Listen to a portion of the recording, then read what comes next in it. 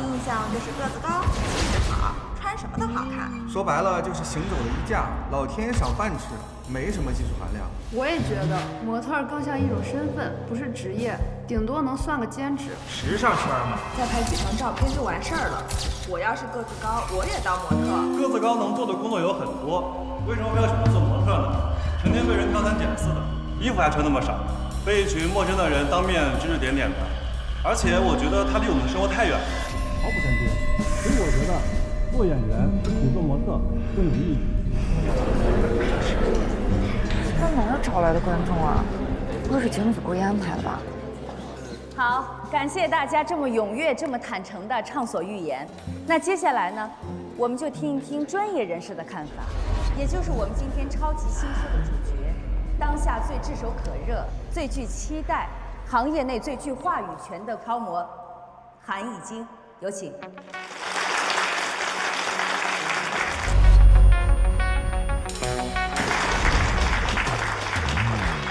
请坐，跟大家打个招呼。Hello， 大家好，主持人好。你好，已经好久不见，大概有3年多的时间了吧？这3年的时间一定不容易，遭了不少罪吧？今天能够看到你以这么好的状态重新复出，很为你感到高兴。谢谢。长久以来，外界人对模特这个行业都抱有一定的偏见，有一些抹不掉的刻板印象。所以今天邀请您来到我们的节目呢，就是想为模特发个声，好好的挣个名。提纲里有这个吗？无所谓，我记得只要不提那3年19就行。岁出道的，对吗？对，大概是19岁的夏天。哇，真厉害啊！从19岁到24岁，短短5年的时间，您就一跃成为4大国际时装周的常客。没办法，因为模特的职业寿命就这么几年。所以啊，要没那场车祸就好了，您就不会白白的浪费3年。来都来了，有什么不能说的？我记得当时铺天盖地的都是关于您的报道，持续了将近1个月。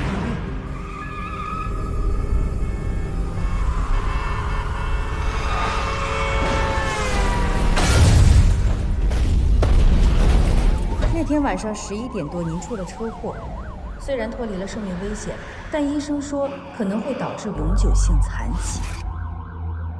但没想到的是，短短3年的时间，您就重回 T 台，而且还贴了一个勇士的标签，被大学生评选为最佳榜样。无论是个人名气还是商业价值，远超于从前。这算不算是因祸得福呢？怎么不算呢？据说那天您原本是受邀参加一个餐饮品牌的答谢宴，但是您没有赴约，却出现在了去往机场的高速公路上。我想一定是重要的事情吧。您觉得呢？我觉得肯定不是公事，因为我记得当时车里只有您一个人。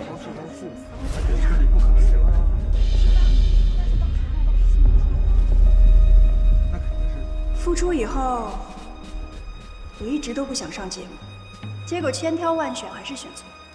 我记得《超级新说》是一个挺正能量的节目，什么时候对八卦谣言这么感兴趣？改版了？没有，那就是为了收视率？当然不是，准确的说是为了您。与其让谣言愈演愈烈，不如您亲自做个公开说明，以绝后患嘛。有道理。那传得沸沸扬扬您那4段婚史，也不如趁这个机会做个公开声明。乱七八糟了啊！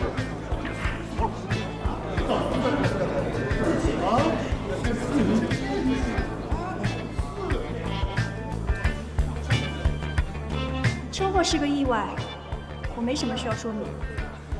这是我的私事，跟任何人都没有关系。我韩已经不会拿着这3年来卖惨，也希望大家不要拿着别人的伤疤当乐子，尤其是在这种公众平台。如果没得聊可以不聊，省得自讨没趣。行了，赶紧收了。还有大家对模特的看法，我非常理解，因为不了解，所以有偏见。但这是你们的问题，不是我们的错。如果大家有时间的话，可以回家上网查一查。我代表一之光模特赛欢迎。节目的最后，身为年轻人的榜样，有什么建议和祝福送给观众朋友们吗？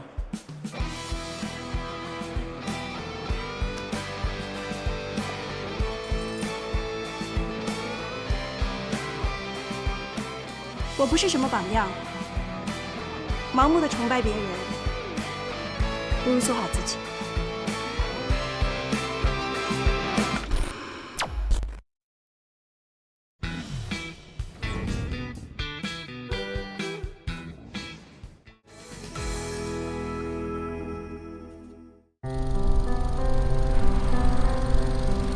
模特，一个熟悉又陌生的职业。人人都知道，却不是谁都能了解。个子高、比例好，先天条件是基础，后天努力更重要。老天爷确实赏了饭，却很难吃饱。看上去光鲜亮丽，其实不过是工作而已。一份干完了今天不知道明天在哪里的工作，冷暖自知。都说模特是行走的衣架，所以身体就像是租来的，容不得半点差错，不然毁掉的不只是职业生涯，还有整个人生。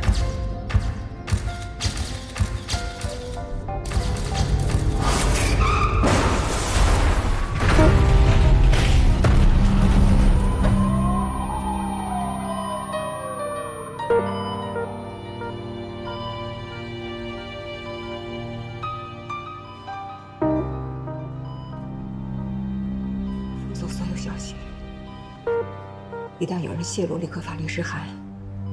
等他醒了，就安排转院。不管付出什么代价，我一定让他重新站回 T 台。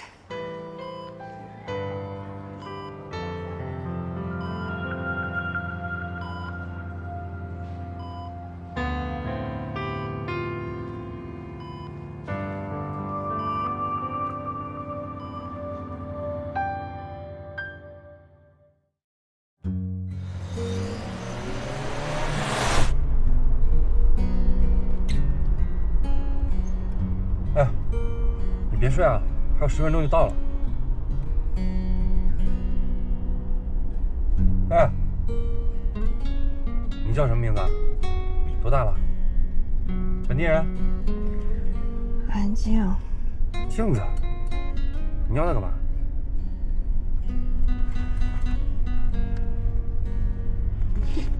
快把我下面那个化妆包给我一下。都什么时候你要这种东西？快点。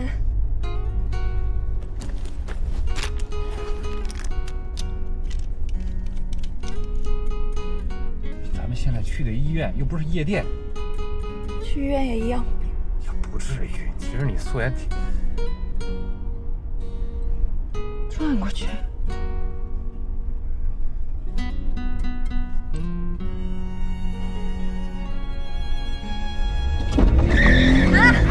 你稍微稳点嘛，不可住。放心吧啊，美得很。你好，你是病人家属吧？我不是。跟我过来一下。啊？哎。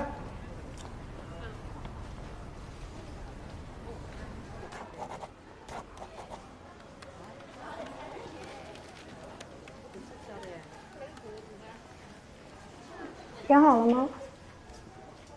啊，那个，我不是他家属，我就见义勇为，英雄救美。没关系，朋友也可以。朋友，30万。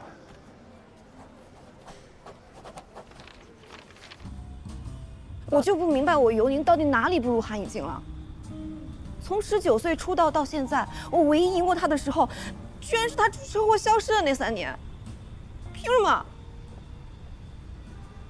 哎，木哥，你说他俩该不会早就认识吧？所以他非得替他出头，跟我对着干，还还冒那么大风险让他上台。是，谣言就这么来的嘛。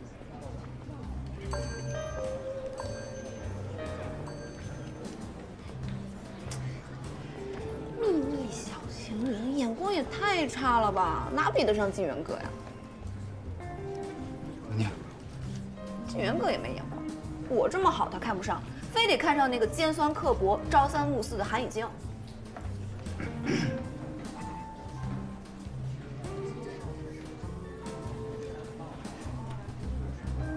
莫哥，我真的喝不下了。我突然想起明天有工作，然后我要先回去做一下功课。尤宁，林总，您怎么来这儿了？逮你啊！电话不接，信息不回，原来是躲这儿诉苦来了。我没有啊，我手机没电了。没失忆就行。今年化妆间的事儿，回去好好想想，尽快给我一个解释。还有，我说过不止一次，不要让我再听到那个人的名字，谁提谁走人。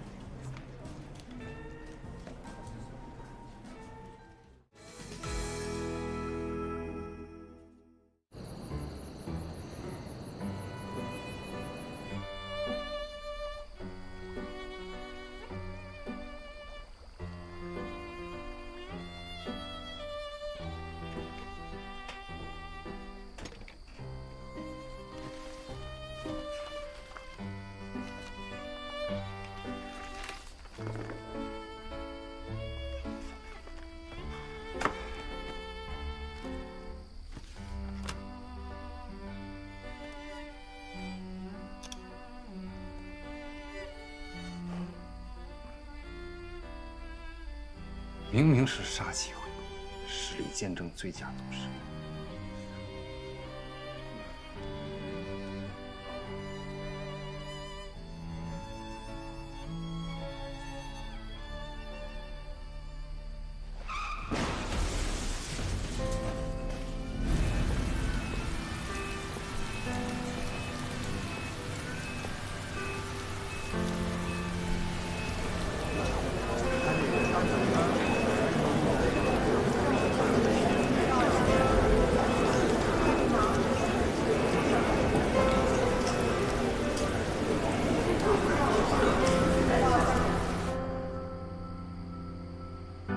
改朝换代，不就是份工作？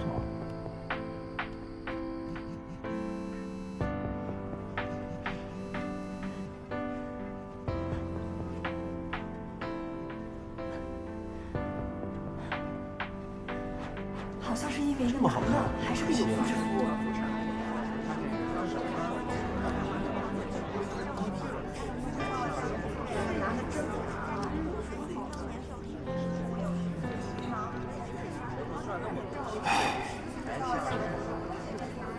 怪不得这么多事。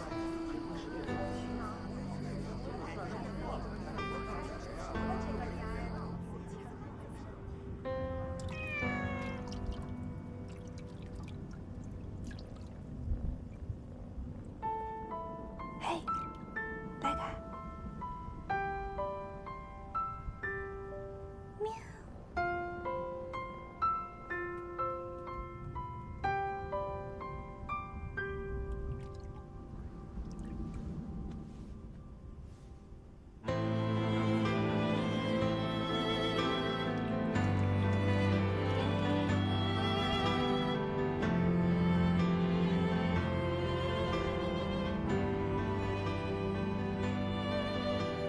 你也只剩下我了。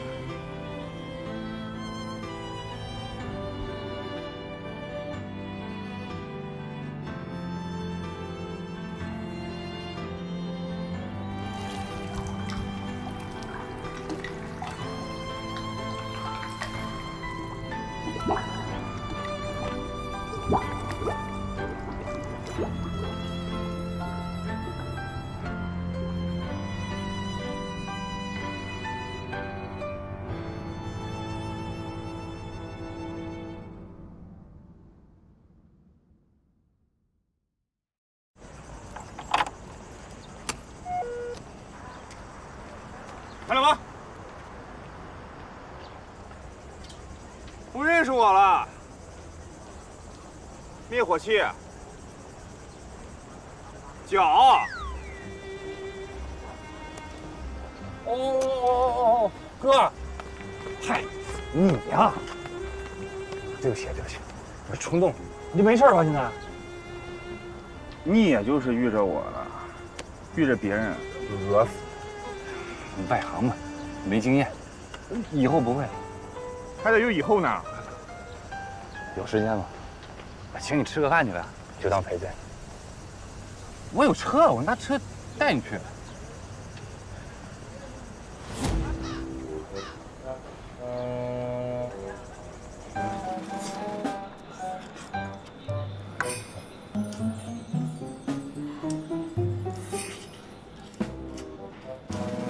故意的。干什么这两顿？人家可不说胖子，胖子也是这么想。那你能往哪蹦啊？你为什么在海里挖鳗鱼？挣来了，一样啊，挣更多的钱，为了更好的生活。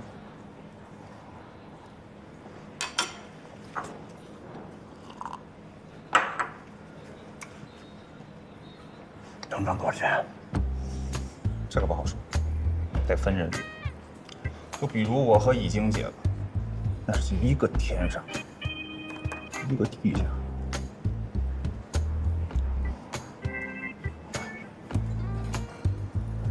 再差也比你多。哎，那从入行。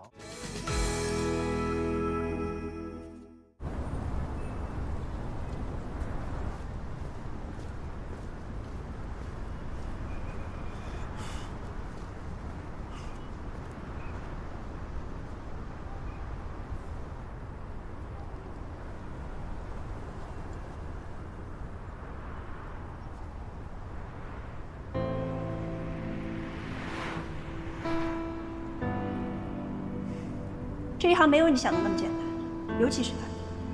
每年成千上万像你这样来了又走，花了钱浪费了时间，一无所获的人多了去了，所以别做梦，该干嘛干嘛去。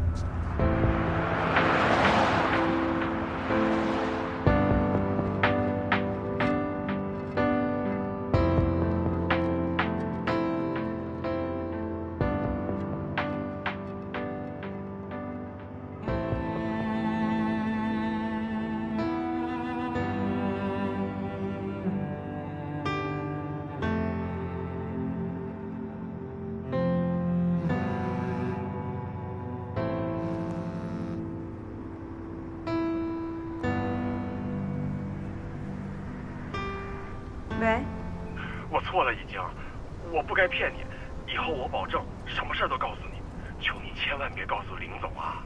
我做成了，就成了副业；做不成，就是诈骗了。啊？什么意思啊？那卷毛他……你自己看着办吧，别累了我就行。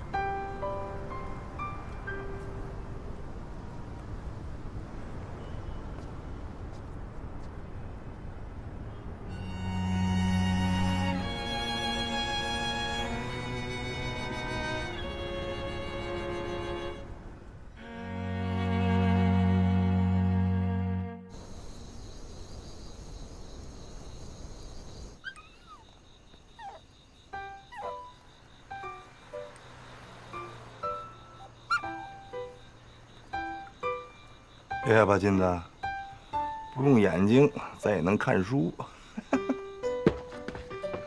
哎，你回来了。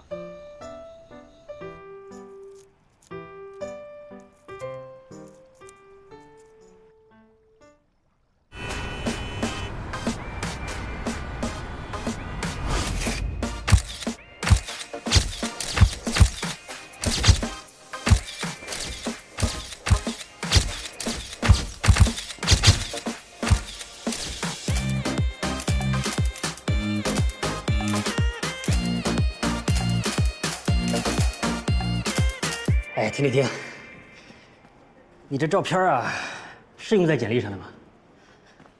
是啊，怎么了？它得自然呀，不能太夸张了。夸张吗？不夸张吗？还以为你在拍个人写真呢。休息10分钟吧，好好放松放松啊。怎么回事啊你？不是说了让你好好准备的吗？我准备了，我准备1个晚上啊。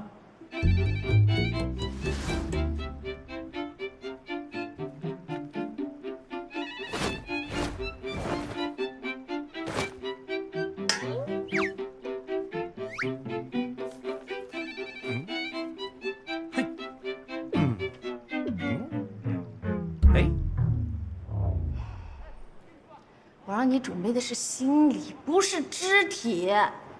作为一名初学者，最重要的就是建立自信心。一味的模仿只会越来越不自信，身体也会跟着越来越僵硬。你啊，行，我偷袭。我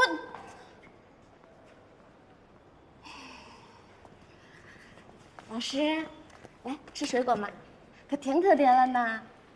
啊。